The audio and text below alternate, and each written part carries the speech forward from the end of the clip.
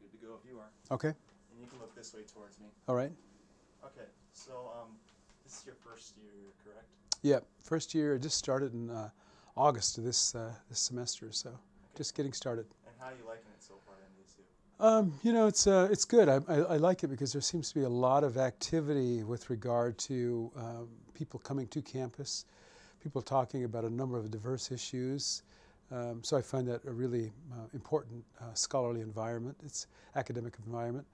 So I like that a lot about it. The thing I really appreciate a lot, though, is that I think people are engaged in sort of more the local as well as regional issues and politics and things that are happening. It seems to be like a lot of folks are very sort of, I guess what you say, sort of committed to that kind of thing. So, uh-oh, batteries. The light died. Yeah. Uh-oh. What are we gonna do? Cut. Just gonna do this manually.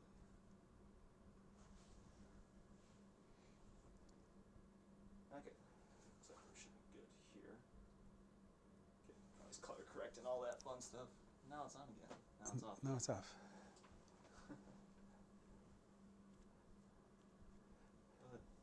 But we should be able to make it work. Okay. Okay. Lighting is looks pretty good on that one. So. Okay. Okay, so moving on now. So Director of Indigenous Tribal Studies, what does that all involve? Well, it's actually the Tribal and Indigenous Peoples Studies program, and really what it involves is the kind of a global, I shouldn't say kind of, but it's a global analysis of Indigenous peoples, the issues they face, circumstances they find themselves in, and coming to understand, you know, kind of in a more global sense of what's happening on the planet with Indigenous people. It's really important because there are so many different kinds of things that are constantly and continually going on with regard to, you know, political, economic, environmental issues on the planet today. And Indigenous people represent one of those really important communities that have a lot of experience, you know, with a number of these kinds of things. And a lot of times they're not really called upon to contribute to this global dialogue about how do you handle issues around the world. And surprisingly, many of these groups, not surprisingly, I shouldn't say it like that, but what's surprising about it, I should say, is that so many of these groups have a number of different ways to approach life and the circumstances and these problems. And a lot of times they're sort of shunted aside and marginalized, and a lot of times they are, you know, oppressed by the settler colonialism that's going on in their particular parts of the world. So today, you know, more and more people are, especially in the environmental movement, are looking to Indigenous people for some of the answers in regard to how do we live with this climate that's changing so rapidly, and how do we learn to get along, you know, and negotiate, you know, relationships that we have with others, because that's primarily what they've had to do to survive, is to negotiate with these settler states and these nations in times of when colonization was happening. So there's a lot to be learned from Indigenous and tribal communities, and that's what we're really focusing on here. And part of it, you know, in terms of more regional, national studies and analyses, is that the program seeks to really privilege the knowledge of Indigenous people, seeks to come to understand, you know, what kinds of things that settler colonialism and settler colonists need to understand and know about Indigenous people in order to, so that they can protect their sovereignty, maintain their cultural rights, their property rights, and so on. So it's quite a bit about that sort of as a focus. Now what we're trying to do is we're trying to recruit in, as this program is being established and being developed with those ideas, but to recruit in the next generations of Indigenous scholars, leaders, researchers, practitioners that are going to be the people that are going to be articulating and carving out new technologies, philosophies and theories and practices that are going to set into motion a lot of really important things in regard to positive change in tribal and indigenous communities. Hopefully what they do will contribute to this growing literature that is focusing on a number of different concerns and issues on the planet, and that they will be taken seriously as scholars and researchers and leaders. But that's the next generation of people we're trying to bring into NDSU as this program is developing. Okay. And I'm kind of building off that. So how can regular NDSU students like me and just random people walking through the union become more engaged in Indigenous matters and that kind of thing? Well, I think whether you know it or not, you are being engaged already by all the different kinds of things that are going on. So, you know, whether you want to be or not, you're being informed about different kinds of things that are happening because of the just this explosion of social media that exists out there. Now, unless you choose to kind of live in a cave and, you know, and not sort of explore some of these things that we explore at universities, all these different topics, then you'll miss out on that discourse and dialogue. But it's important, I think, because that's a good question you're asking, is how can we get more involved? I think the thing is to begin to look at some of the things that are affecting the planet right now, affecting people, relationships. And then as you scroll about and look about in, you know, on the social media, or you look about, you know, the different internet sites that promote different kinds of you know, justice in the world, or concerned about, you know, planetary environmental justice issues, or whether they're concerned with how do you prevent war, those kinds of things. There's a lot to be learned from Indigenous people there. So I think it's just a matter of, you know, beginning to explore the whole topic of who tribal and Indigenous peoples are. And I think one of the things is that this program is going to help to illuminate that kind of thing on the campus, and hopefully it'll extend beyond NDSU, which I think it will. It already has, of course, because of the media that we have, but more into the communities so that they can begin to understand, you know, that we're really a center, or we're going to be like at the crossroads of the development of these kinds of analyses of tribal and Indigenous peoples around the world, and looking at not only around the world, but sort of within the borders of the United States and beyond the borders of the United States. What kinds of things can we learn from different groups that we can apply here? What kinds of things can different groups outside of the United States who are Indigenous people, or who are settler states or nations, learn from us in regard to the relationships we have with Indigenous people here? Or what kinds of relationships that are out there that, you know, we can learn from as the United States? So. Okay. And now, kind of coming back, the three affiliated tribes. Yes. Just describe what that is. Three affiliated tribes are three tribes out in western North Dakota: the Mandan, Hidatsa, and the Arikara, which are they all reside on the Fort Berthold Reservation on their homelands, and they are a group of tribes that use an IRA government, which is the Indian Reorganization Act government. And so they have a governing body that, just like any government, any national or state government, that legislates, as well as provides services, as well as provides membership criteria for tribal members. And they are really, of course, most people understand now that they're very involved in what's going on in the Bakken Range right now with the development, this just really massive development of oil and fossil fuel development out there, and combined with the state of North Dakota producing 1.3 million barrels of oil a day, which has a really huge global impact. So they're not just like a tribe anymore in that sense, or three tribes. They are really sort of, and maybe they don't realize it, but in terms of economics, they're sort of moving towards the top of the food chain with the production and the development of oil. Now, whether or not that's a good thing and what they're doing is debatable on many different levels. But that's the kind of thing that we would do one of the things we would do as a Tribal and Indigenous People Studies program is bring young folks or people from those communities to study at a level so that they can analyze these questions They can develop their own sets of theories and questions about what does development really mean, and what are all the faces and the facets of development that we need to examine and explore. Which ones are sustainable, which ones are not. How does it affect our relationship with the rest of the world, our neighbors, and with one another? And so the three affiliate tribes are kind of are players in that way, although we may not think of them in that way. They are really developing this really strong economic power right now.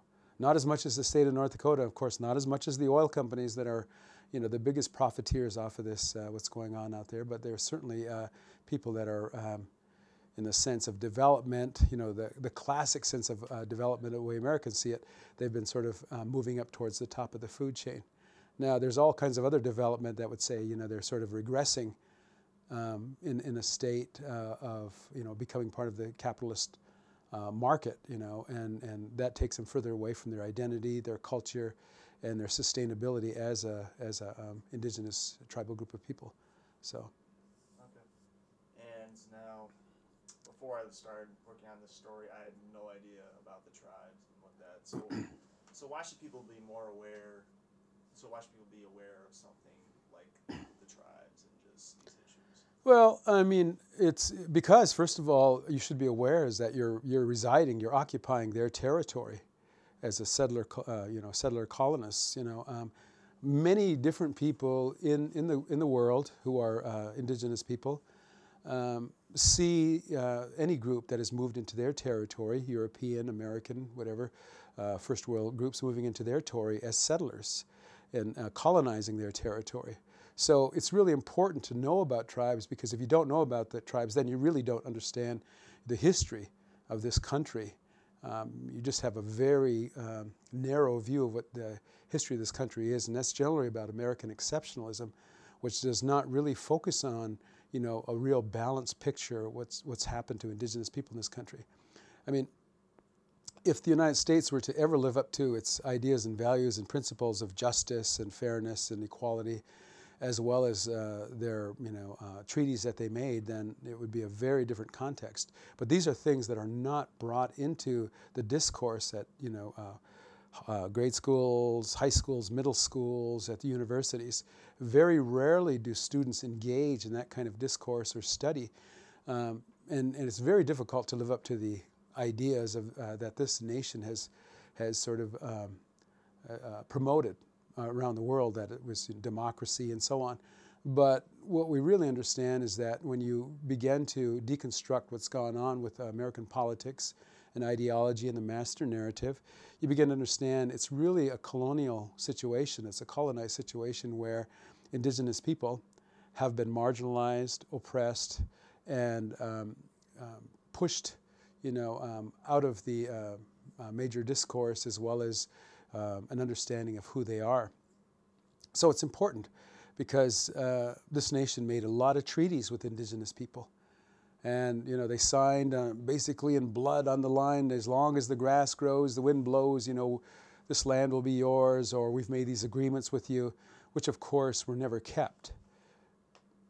No treaty was ever honored by this government.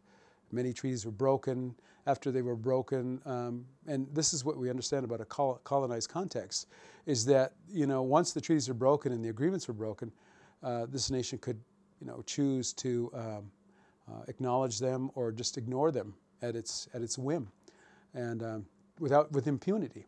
I mean, who was going to hold it responsible for its agreements and its treaties that it had made? No one, right? So it's important to understand, you know, the context of that, just as it's important to understand what's happened to African American people in this country with regard to slavery, or the Japanese when they were interned. Any of those kinds of things that are not in, you know, the history books, they're not in the curriculum of the schools, makes each student a little intellectually poor, you know, and less versed on relationships between people. And so one of the important things is to first acknowledge that, you know, we should know this because we occupy indigenous people's traditional territories. Like me, sitting here in Fargo, North Dakota, I'm occupying Ojibwe traditional territory.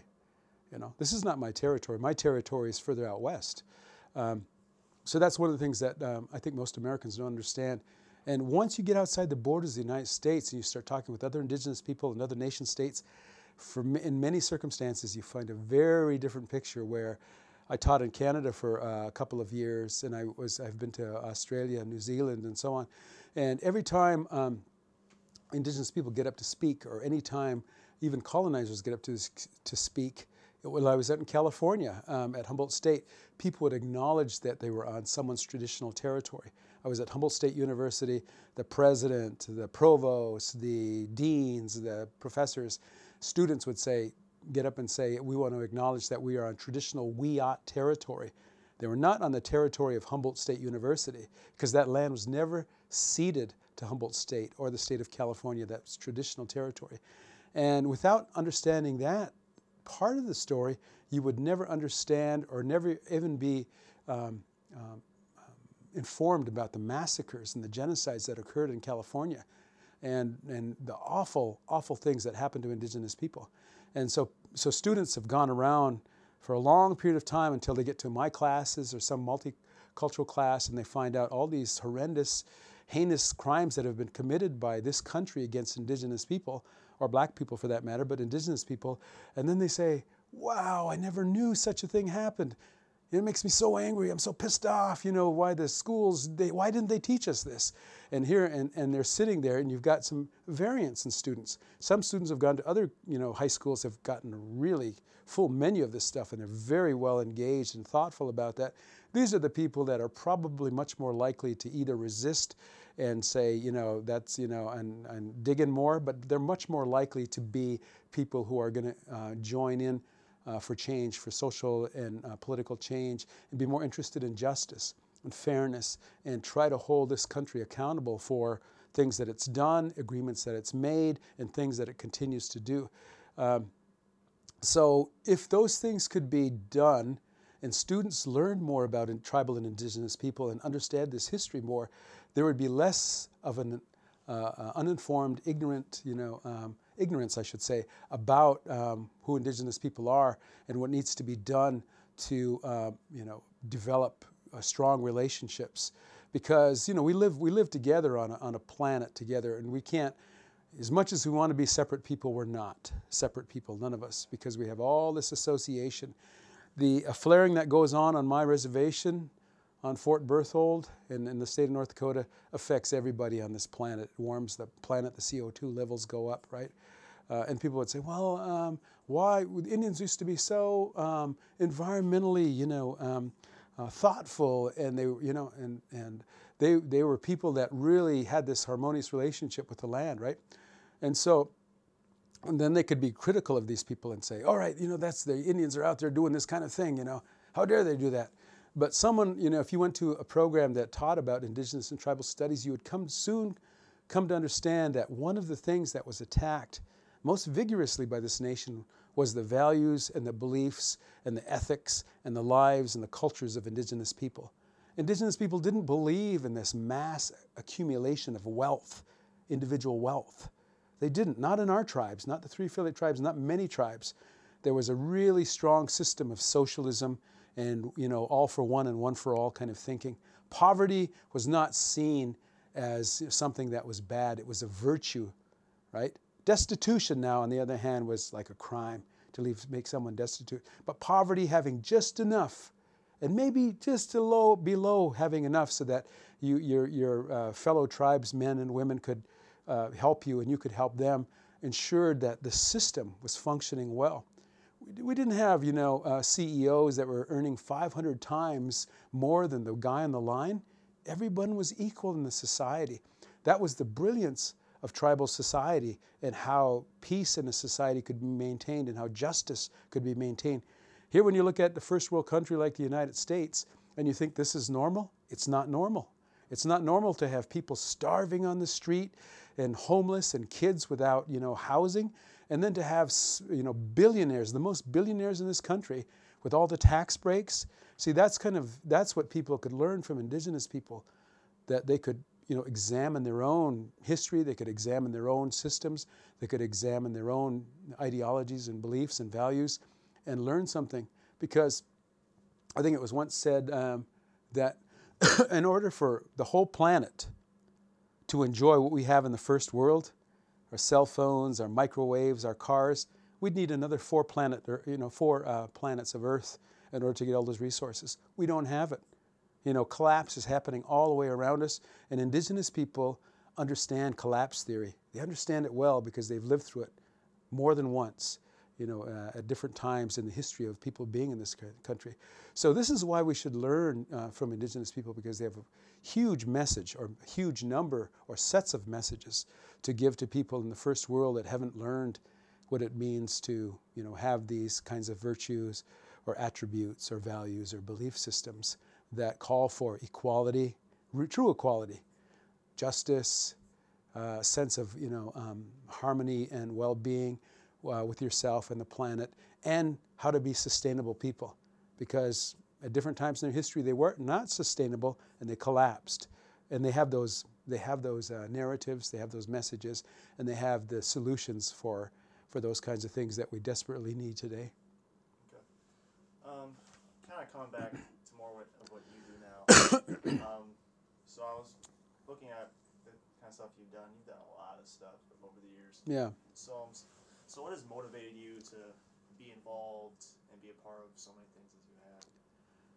Well, I think, for me, getting involved in just this span of things, I think, first of all, is the way my mind operates, first of all. And I think it's not uncommon for Indigenous people to have sort of a global sense, to see the big picture, most of the time, to kind of see how things connect, how the dots are connected. And I think that's kind of what I've done, is spend a lot of time trying to see these larger systems, supra-systems you might call them. How do things connect? Why do they connect the way they connect? So I've kind of used that method and sort of come down more kind of deductively to kind of inductively. Like, what is it that kind of, what's the smallest piece or particle? And even then, even the smallest particle, whether it's an atom or whatever it is, still has a whole universe of operations that are going on. So in a sense, to be reductionist and only to look at one area is to miss, the whole field of flowers or the whole range of mountains if you focus on only one. And you can do both. You can get to know the whole range of mountains or the whole field of flowers or the whole sea of stars above you, get to know them all, and then focus in on a few. But it's always, I think, that kind of thing, that philosophy, I think, which is, I think, a very powerful Indigenous philosophy that I was raised with. So I try to incorporate whatever I can into my research and into my thinking and into my analysis. I draw from a number of disciplines, multidisciplinary, interdisciplinary work. When I was in social work, that was one of the most frustrating things for me. I was a social work professor for about 22 years. And social work does good stuff, but what I can tell you is that it's in terms of scholarship, it's a very incestuous, discipline, because it draws mostly from its own scholarship. And if it draws from any scholarship outside of social work, when it draws from that, the ideas are not, well articulated or used, or maybe used to buttress, the ideas in social work. So that's one of the failures, I think, of social work, although there's a lot of good people, and I think it's done some good, is that it's relied solely on a Western traditional way to problem solve, which has been, I think, its death knell as far as I'm concerned with helping Indigenous people. It hasn't helped Indigenous people because it hasn't been broad enough and wide enough. It's only now incorporating things like spirituality or neuroscience. It's only now sort of connecting to a global focus. Colleagues and I, Mel Gray and I and John Coates and Tiani Hetherington. John is from Canada, from the St. Thomas University, and Mel Gray is from the University of let's say, forgetting her university right now, but she Newcastle, in Australia, and Tiani is too. We sat down and we began to articulate through a couple of books that we wrote what is indigenous social work? And we took a global approach to that because in our discipline, there was really nothing in global social work about indigenous people. And people in the United States aren't really interested in global affairs and social work. It's so strange, you know? I mean, and then we followed up with a book. Well, Tiani didn't contribute to the first one, but then we followed up to a book which she did contribute to called Decolonizing Social Work, which brought together a number of international social work scholars and stars out there that wrote specifically about decolonizing social work on a global scale. And what does that mean? Well, it meant to bring in all these diverse ideas from a number of different places around the world to incorporate those into these different paradigms, right? So it's like it's an interdisciplinary approach there because you've got all these ideas and different thinkers bringing these ideas of how do you decolonize, meaning how do you overturn the colonization of social work so that it can become more effective, more empowering, and more liberating, right? So that's the idea, is that mostly everything that I've got into, I've incorporated, like as I say, ideas from a number of different disciplines and also narratives from tribal communities. Pretty much, anything that I can find that has relevance. So I read a lot, I study a lot. It doesn't matter whether it's, physics or string theory or whether it's, narratives of indigenous people in Australia or whether it's neuroscience or economic theory or neuroeconomics or neurotheology or anything. It doesn't matter. I find common connections and ideas that sort of are able to transport across to strengthen an idea or an analysis or an examination of something. Okay. And kind of the last question here. So, so what kinds of things are you still hoping to accomplish throughout your career? I think one of the biggest things I really want to accomplish in my career is I want to use, currently the work that I'm doing now is I'm using mindfulness research and neuroscience research to examine important changes in the brain, how training your awareness, training your mind changes your brain in a number of really important ways, and the healing capacity of the brain and of the mind that sets into motion all these cascade of different kinds of things that happen in the body, whether it's neurochemistry, whether it's just emotions run mostly off of chemistry, but changes that happen in the body just by changing the way you think, the way you perceive things, the way that you invite things into your perspective, and how you say things, do things, and so on. It's all part of today what they call neuroplasticity, the brain's ability to change as you give it different kinds of tasks to do. What I know about colonization is this, colonization in this country. When Europeans came and then became Americans and began to oppress indigenous people, all these different ways, everything from smallpox blankets all the way down to the Washington Redskins logos and that kind of thing, and breaking of treaties, whatever it is, they began to fundamentally change the brains of indigenous people by these repeated exposures to oppression, racism, hate, marginalization, and so on. Happens to anybody. Anyone who is put under those kinds of conditions, the brain is going to change. Different parts of the brain are going to activate that are the fearful, angry parts of the brain that are the more what they call primitive part of the brain. The older part of the brain is in the hypothalamus and the amygdala. These parts are the fear, and they get activated. And what happens to them is that after long periods of activation, people begin to develop different kinds of health problems because the brain is constantly sending out messages, chemical messages to the body, being under threat, fear, I'm not valued, I learn to dislike and hate who I am because of the color of my skin, because of my values and beliefs, excuse me, and so on. And it fundamentally changes and activates that part of the brain more when a person is exposed to that kind of environment.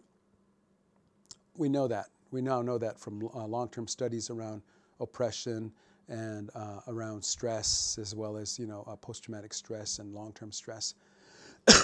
We know all these different kinds of things that happen to the brain.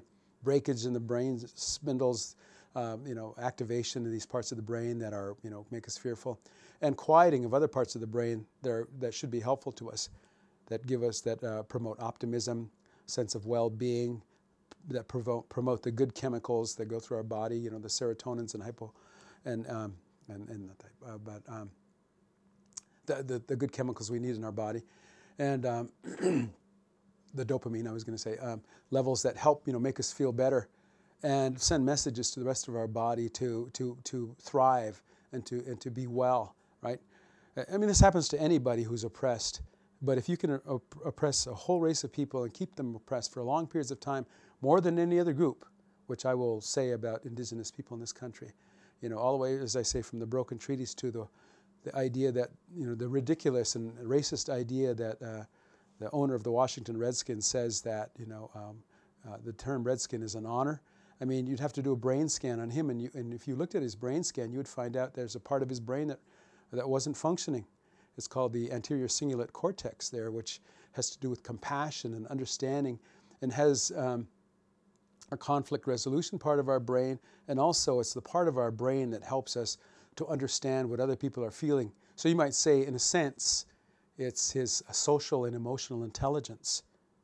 He's got brain damage because of what he learned in school, because of what he was told, and because of his power in society. He has a brain disorder. That part of the brain cannot activate, so he can understand how people are suffering and how people are affected by this negative term. Now, that's not only him. I always say the same thing about Native people, is that because of oppression, different parts of the brain, like the anterior cingulate cortex, as I said, and the brain, and the insula, another part of the brain, which is this conflict resolution part of the brain, are affected. And so my work, what I want to do with using mindfulness, which is an old approach to well-being and learning how to train your mind, how to focus, and focusing on what's going on inside of you and outside of you, all the stimuli, all the language, all the thoughts, and to focus on it without judging it, without trying to censor it and push it out of your mind, but just accepting it and then beginning to continue to do whatever mindfulness activity that you're doing. Mindfulness is like what I call a boot camp for some of the higher order contemplative practices for Native people. Because long before white folks and Europeans and Americans arrived in our territory, Indigenous people were doing some of the things that we learn now about in Eastern religions, about the yogis and about the Tibetan monks and those kinds of things. There was a really deep, rich history of contemplative practices going on over here, which made Indigenous people almost, the armor and resilient against all kinds of disease and disaster and those kinds of things. But the first thing that the federal government did was, of course, and the missionaries, the Christian missionaries, was to attack those things. Weaken those things and you can control these people. Replace them with colonial ideas and they'll become like you and do what you want them to do. So my work is focused around trying to use, as I say, cutting-edge neuroscience, mindfulness, and then helping Indigenous people remember their contemplative traditions so that they can shift their minds and their brains back to a state of balance and well-being through these things. And the beautiful thing about something like mindfulness, 4 things I always say, is that it's easy to implement, it doesn't cost a lot of money, it's culturally neutral, and the big thing that most people want to know is that it works. It's got a strong scientific evidence base to show that the mind has a very powerful ability to change our health and well-being for the worst or for the better. And this is one of the things that I'm doing in my research now, and one of the things I hope to do to get people really engaged in this kind of thing. I think if the whole planet was engaged in this, we'd have a lot more compassionate, thoughtful people out there, less war, a greater sense of well-being, better health, and we'd be better stewards of the planet. We'd get along a lot better, and we'd understand ourselves a lot better. Because this is, one of the things I think that's really important for our rite of passage, is to have a really intimate understanding of who we are individually, as we go out and we pursue our our place in the world. I don't think we get that. I know we don't get that in American society. People don't go through formal rites of passage, right? Maybe you get your driver's license and you get old enough to go in the bar. Those are your rites of passage, or you join the military. It's a very different kind of idea that people have about what it means to move from being a boy into becoming a man, into becoming a father, into becoming a grandfather, an elder, and so on, right? So these are things we don't talk about much. So that's something that was very, very well versed and very well integrated into indigenous and tribal life. And so because those things were wiped out, people kind of have chosen, maybe not chosen is not the right word, but have been moved into participating in the rat race of American life. And of course they suffer from the same problems that everyone else does, and more so in some areas.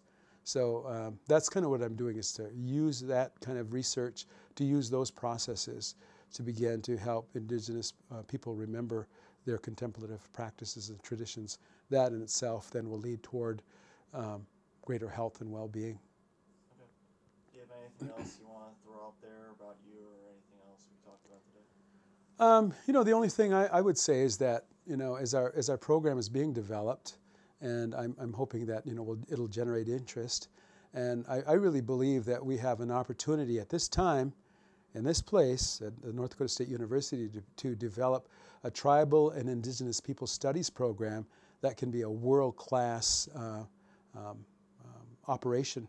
And what I mean by that is world-class is that it will have, the best teachers, the most rigorous and interesting and innovative curriculum, and we'll have people going out and leaving this program that are going to be game changers. They're going to be people that are going to make a difference, and we're going to be able to see them make a difference out in those communities.